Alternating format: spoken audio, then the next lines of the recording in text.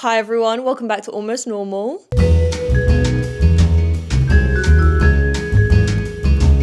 Alright, hi everyone, welcome back to another episode. I, yesterday, finally finished my semester for the Christmas holidays and I am so relieved, I can't even tell you. I'm a little bit edgy still. I would describe myself probably as a stress ball that has been held like this for the past 4 months, and now someone has just released me.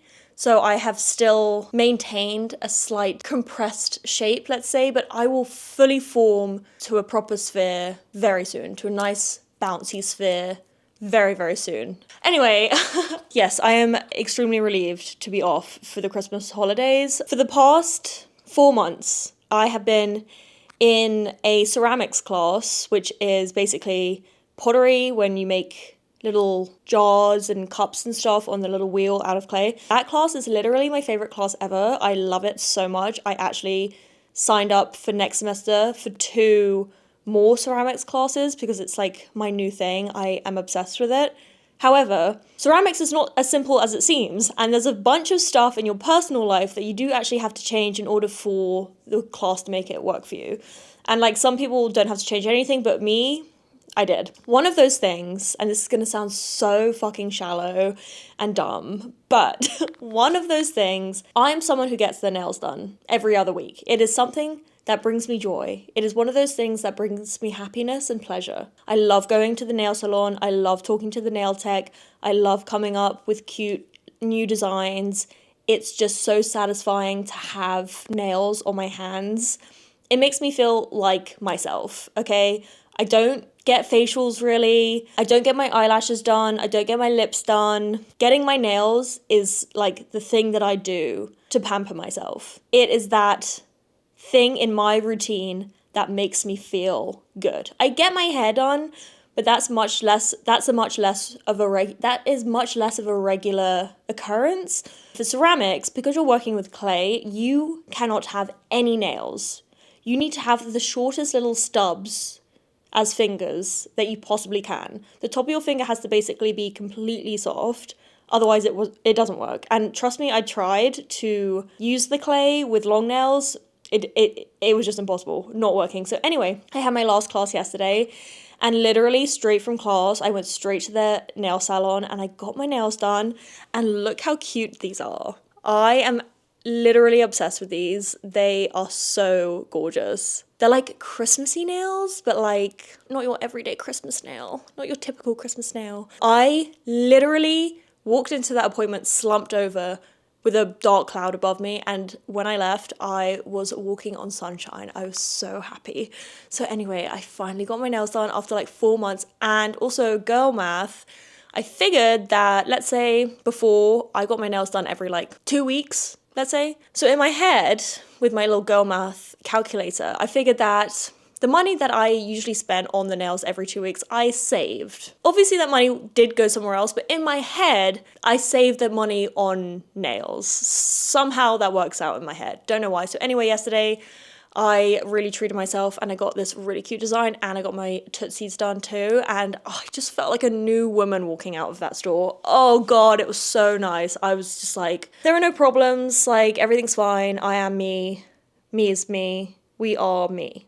I have become, once again, myself. And honestly, if I'm gonna be so honest, like, the fact that that tiny, tiny event made me so much happier is quite comforting to me. You know, it really proves that sometimes it's the little things. Sometimes it's just the little things that you are missing, that you need in your life, that will make you feel so much better. So take this as a sign if you're feeling shitty. Go get something, you know, treat yourself to like something small, you know, it doesn't have to be a huge thing. For me, the nails, so good. I feel so good. And it's also just a moment of like relaxation for me. When you're sitting in the chair and you're getting your nails done, like you can't really do anything, you know, you're beholden to your nail tech.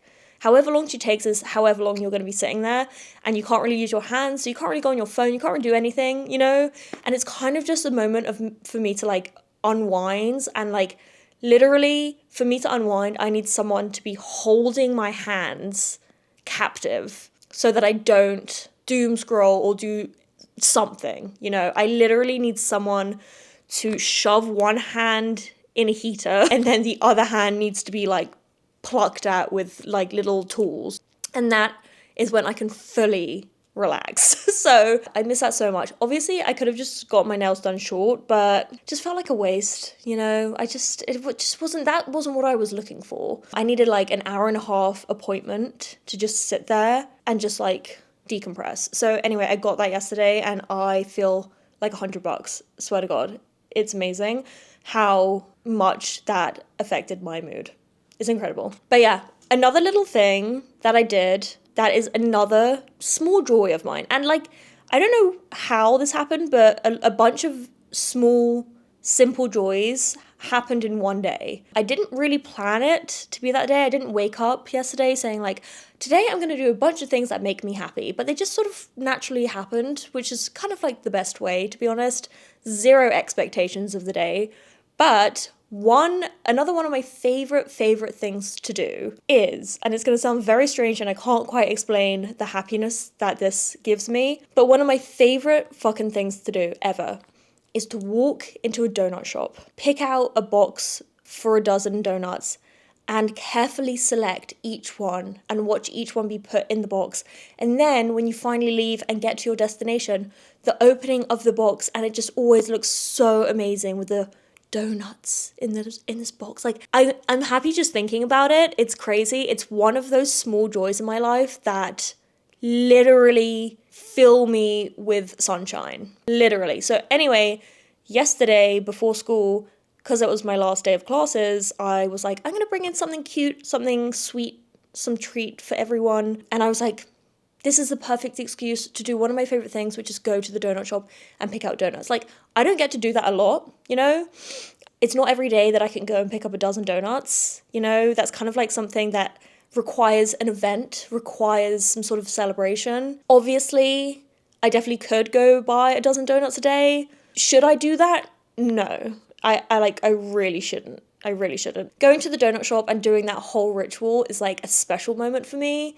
And this just seemed like the perfect time. I would never pass up a opportunity to do that. And it doesn't even really matter which donut shop. Like, they all kind of have this similar vibe that just, like, makes me happy. But yesterday I did go to a really, really good one. The donuts were absolutely exceptional. I went and it was this really, really... It was like a boutique donut shop, you know? It was like one... I don't think it was a chain, but this really sweet guy was working there. And I couldn't tell if he was really, really excited that I was there or he really, really wanted me to leave the shop. But when it got to my turn, and there was no one behind me, bear in mind, like... It wasn't like he was trying to get through the queue. There was like only me in the shop. I was waiting for one other woman and then it was me and there was no one else there. But when it came to my turn, he got the dozen box out and was like, okay, so what do you want? And I was like, okay, I'll have like 2 of the chocolate ones. And then he was like, okay, and then I was like, Boston creams. And he was like, okay, and he was like so fast and didn't give me a second to think. He was just like, okay, and then, and like literally it was the fastest donut visit that I'd ever had, which was honestly kind of sad. I was like, sir, I know you don't know this, but doing this is one of the greatest joys of my life. So like, let's just like slow it down a bit. Obviously I didn't say that to him, but in my mind, I was like, damn, like, can't I just like chill for a sec? Like, let me just hang out. Let's chat. What have you been up to today? Like, let's have a coffee. Anyway, but that was also something yesterday that brought me immense amounts of joy,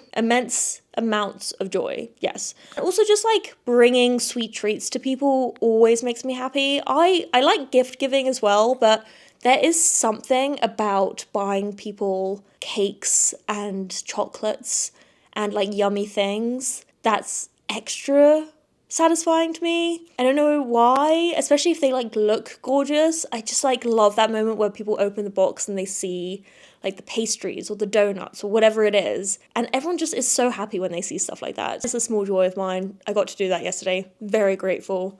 Very, very grateful. Sounds so silly, but it's genuinely something that makes me so happy. That was my day yesterday. I'm very, very thankful to be off for a little bit.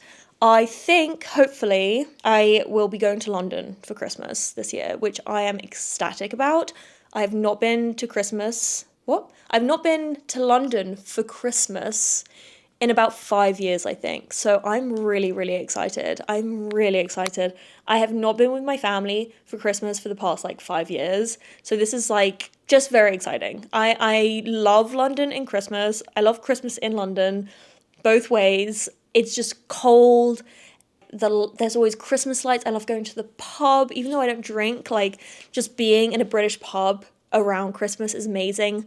Again, as well, I'm like also not religious, but going to Christmas mass in England, there's something like so lovely about it. I am just obsessed. Also, after being here for Christmas for like 5 years, I've come to a slight conclusion, which could be completely false. And if someone disagrees, please, in the comments, let me know what I'm missing. But I've come to a conclusion on my own through analysis of the world in the USA during Christmas. But my analysis is this. I don't think people in America care about Christmas as much as people in England do. And I don't want to offend anyone when I say that, but I do have like some reasons behind that. Reason number one, I'm very, very excited for Christmas. So naturally, when I'm seeing people, I'm like, what are you doing for Christmas? Most of the responses I've been getting have been pretty mundane, pretty uninterested, pretty just like low energy, if I'm going to be super honest. Everyone doesn't really have plans, or at least everyone I've asked. A lot of people were like, I don't know, maybe I'll like go to my mum's for New Year's, but I don't really know. Or someone's just like, I have a lot of work, so I'm probably just gonna hang out here. I don't really know. Like, if you ask anyone in England what they're doing for Christmas, like they have plans, they have big plans. You go skiing, you hang out with all your family, you are excited about the food, you talk about the presents you want and the presents you're giving people. Like, when you ask people in England about Christmas, it's a different response. Seriously. Like, that is my own analysis of like the people in America when I talk about Christmas. It is a different response. I have a theory for this. One, and it is the only one actually. My one theory for this is the fact that you guys in America celebrate Thanksgiving. And in England, we obviously do not celebrate Thanksgiving. So for Christmas in England is our only winter holiday. That is the winter holiday. So like, I think maybe in America, you guys like separate the energy between Thanksgiving and Christmas. Whereas like for us, Christmas is the big thing. Christmas is the big day. And also I just had Thanksgiving here. Well, I went away for Thanksgiving, but like I don't really care about Thanksgiving. It's not very interesting to me. So I like understand that if you really celebrate Thanksgiving, like Christmas isn't really going to mean much to you. So I do get it. And this is like no judgment, you guys. I'm just saying like through analysis of like people's behavior in America, I have noticed that I think British people fuck with Christmas a bit more than Americans. Another reason why I'm super excited to go to London for Christmas, because I don't know, I feel like I'm just this ball of like festive energy here, and I don't really feel like I'm like receiving the same energy from outside sources. So I don't know, is that completely wrong?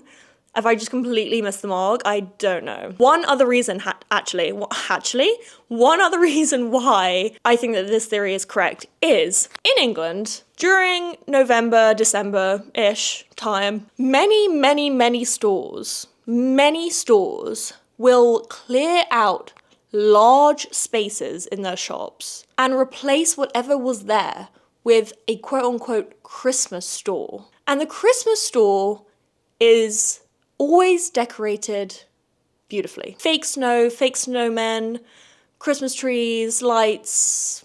Sometimes they even go as far as like building like giant gingerbread houses, you know? In these Christmas stores, typically what they sell is a variation of really fun Christmas tree ornaments. And that is like literally typically all they sell, but they will clear out thousands of square footage of store space just to sell a variety of Christmas ornaments. I have yet, and I do my research every year for a place, but I am yet to find that kind of place here in LA, at least. I have not found one place that dedicates a part of their store to Christmas, and in particular, Christmas ornaments. Like, I haven't seen it.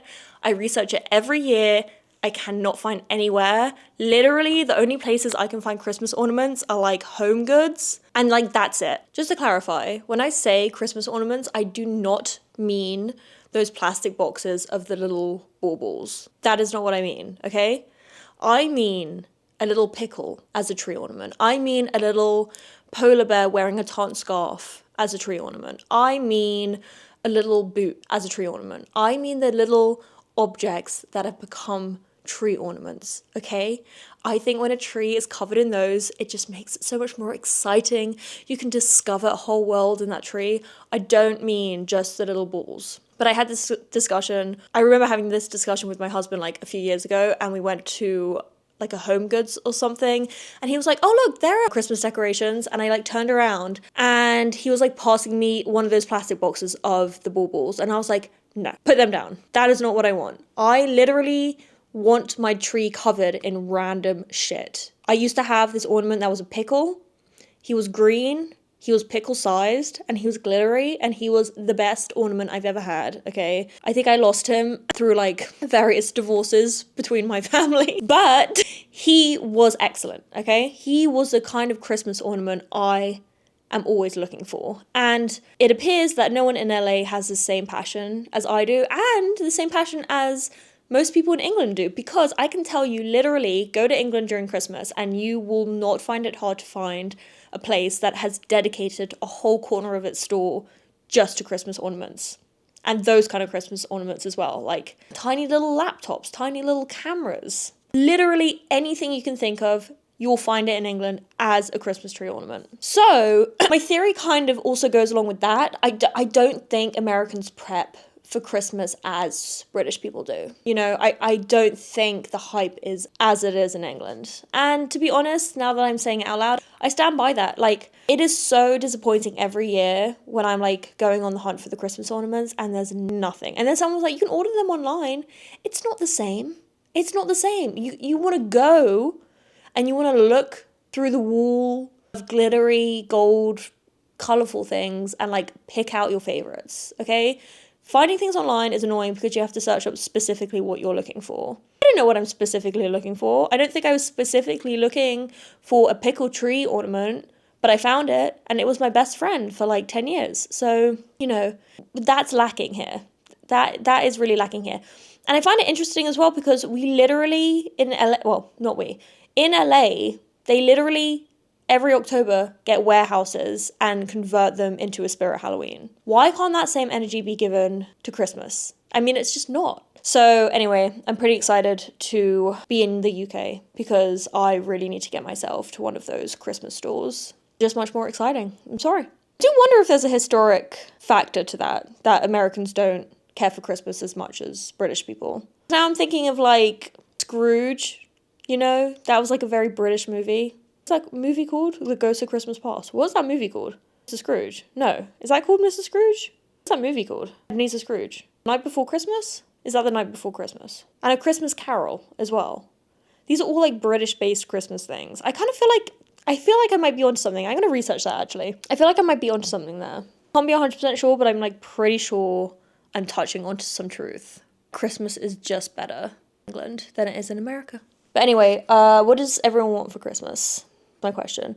Every year, I'm like, and I do this every holiday. I do this for Halloween as well. Every year I say, okay, before Halloween and before Christmas, I'm going to give myself a lot of time to plan costumes, to plan presents, all of that stuff.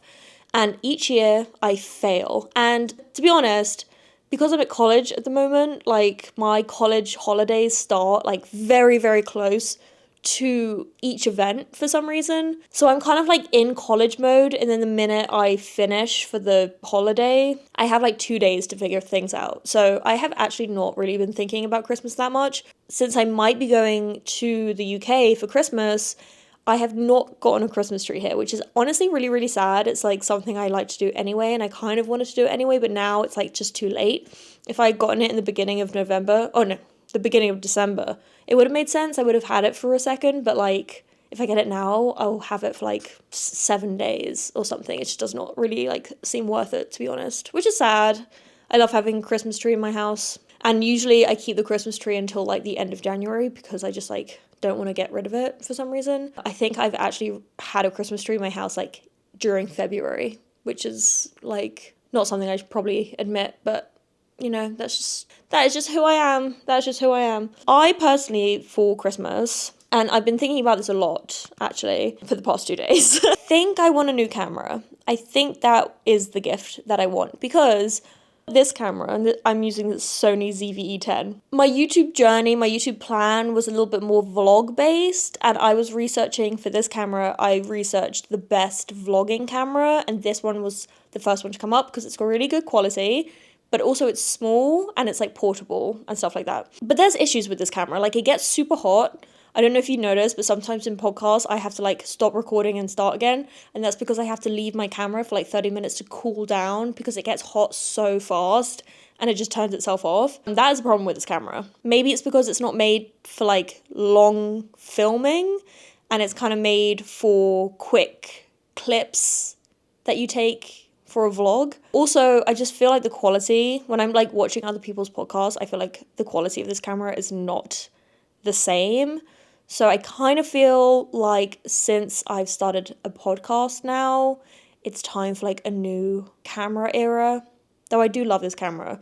I just feel like it doesn't have to be small anymore because it's just like I'm just sitting at home with it here. I don't take it outside anymore. So I just, I don't know. I just feel like maybe a camera's a good gift and it's not really something I'm going to buy myself like throughout the year because it's expensive. So if I'm like thinking of a special thing that I want, a new camera maybe. I'm not sure. I really have to spend a lot of time trying to figure out what to buy other people for Christmas as well. And also, if you're traveling for Christmas, here's a question. If you're traveling for Christmas, like I'm traveling to London, so it makes it more confusing. If I was traveling to like an island somewhere, this question would already be answered. But my question is this. Do I do my Christmas gift shopping here, pack all the gifts in my suitcase, and then bring them to the UK? Or do I go to the UK and race to do Christmas gift shopping like the minute I get there before Christmas Day? That's a big question. Like if I was going to an island, obviously I would shop here and bring them because like where am I going to buy anything on an island?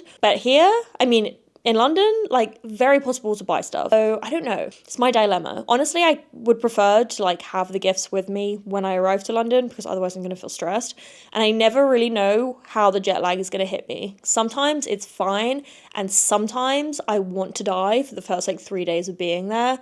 I think it's an 8-hour difference. And it's just like that way is worse because you can't sleep all night and then you're so tired all day. Whereas like if you're going from London to LA, it's the opposite. So it's like you wake up super early and then you go to bed early, which I just don't really think is that bad. But the other way sucks. It's like you end up falling asleep at like 5 a.m. and then you end up waking up at like 3 p.m. and it's just depressing because also the sun is only up in England during winter for like 2 hours.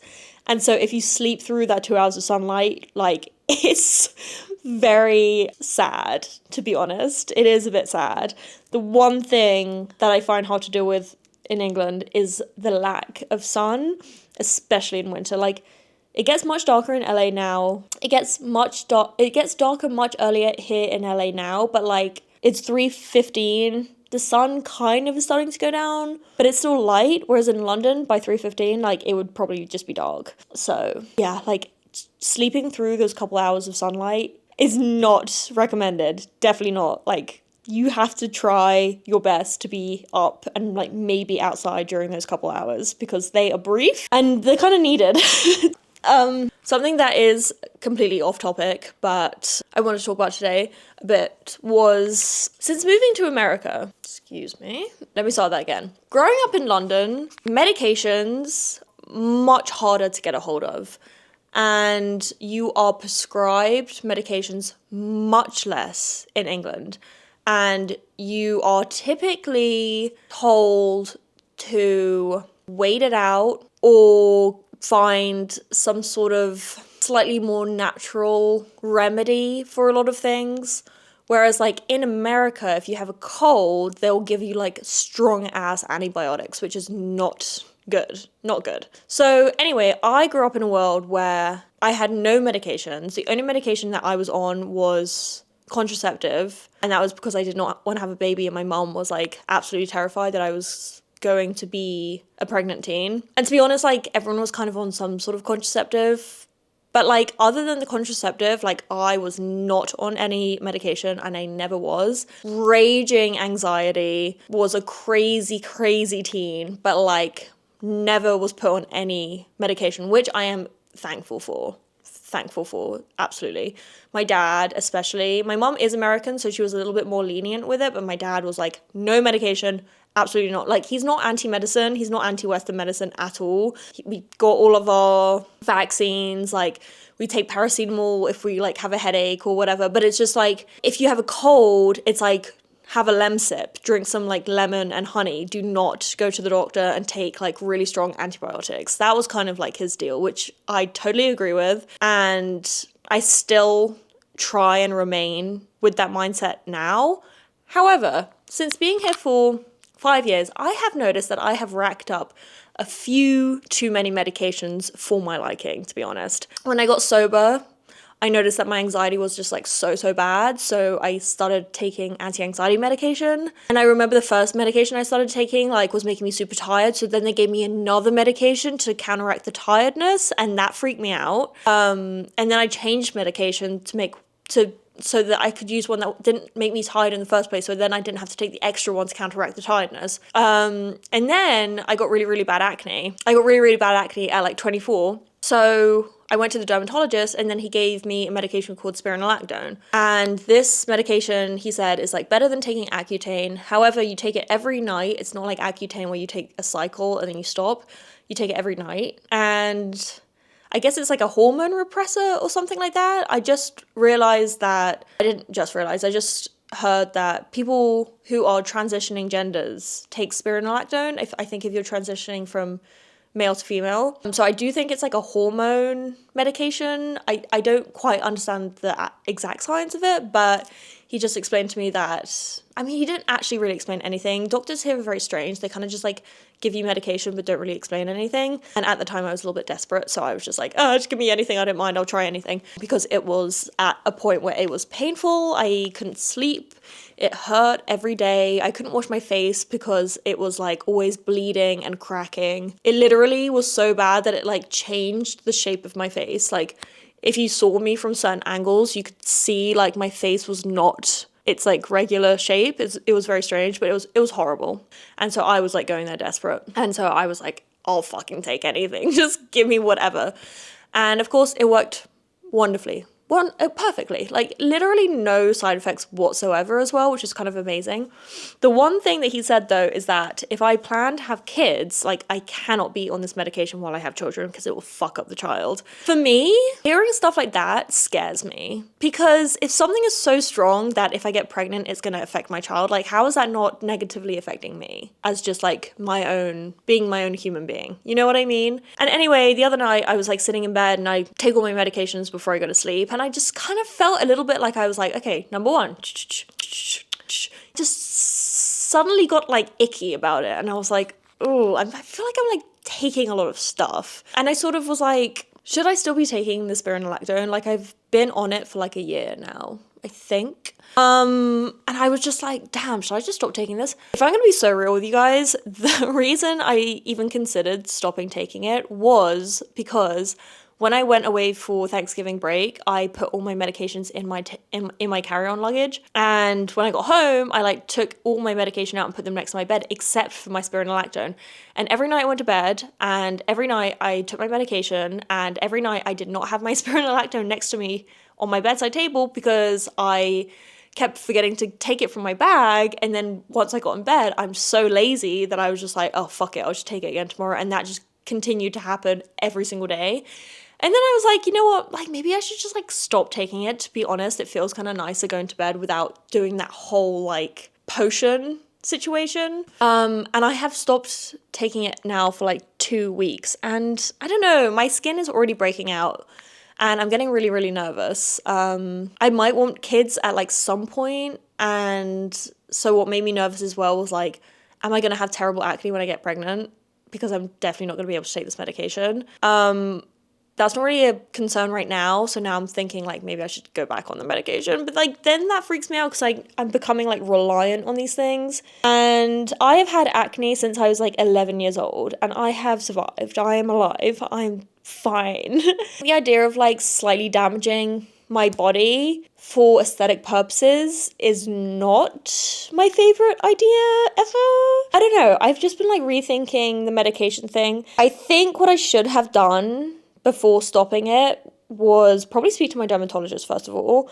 And second of all, I should have come up with a plan to figure out like what supplements and minerals and all of that I should be taking to improve my skin, as opposed to just like taking the spironolactone away. I should have been like thinking of replacing it with like natural substitutes. So I kind of wonder if I should just go back on it and then figure out a plan and see my dermatologist, and then we'll figure out like how to ease myself off of it. Oh, it's just so complicated. It's just like disheartening because I've literally had acne since I was like 11 years old, and it's just like everyone would say, oh, if you had acne when you were a kid, like you're so lucky because that probably means you're not going to have it as an adult. And also like if you have acne, it means you have oily skin, and then like the oils in your skin are really good to prevent wrinkles when you get older. So it's like you're super lucky. And it's like, oh, okay, great.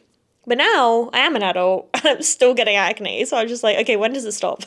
When do I get all like the benefits of having acne and not just like continue to have acne? So I don't know, it's annoying. But I don't like myself when I have really bad acne. I get really insecure, don't look at people in the face. I just get really emotional about it. And I think it's only because I have had it for so long. And you'd think that like if I had it for so long, I would have gotten used to it. But it just feels like one of those things that's just like absolutely never ending. And yeah, I don't know. I think acne is just like, I don't even think it really looks that bad, but I think when it's on yourself, like you judge yourself so much for having it. But like honestly, when I see other people with acne, I like rarely think about it. And I like definitely don't think about it as much as I think people think about it when it comes to my acne. Do you know what I mean? Like I don't give enough time to think about other people's acne. But I think like everyone gives like all their time to think about mine. But yeah, I don't know. So I'm just like considering switching up my medications, but I don't know because that gives me anxiety as well. Everything gives me anxiety, actually. But yeah, anyway, this is just my thoughts for the day. Just sort of rambling. I'm obsessed. They're so cute. She did such a good job. I'm gonna go. I'm tired and I have to go pick up my husband from the airport now. But I love you guys very much. And if you haven't subscribed, please make sure you subscribe. It's super helpful to me and you can see every time I post, which, you know, is just great for you. And yeah, I love you guys so much and thank you for watching and spending time with me, and I will see you next time. All right, love you, bye.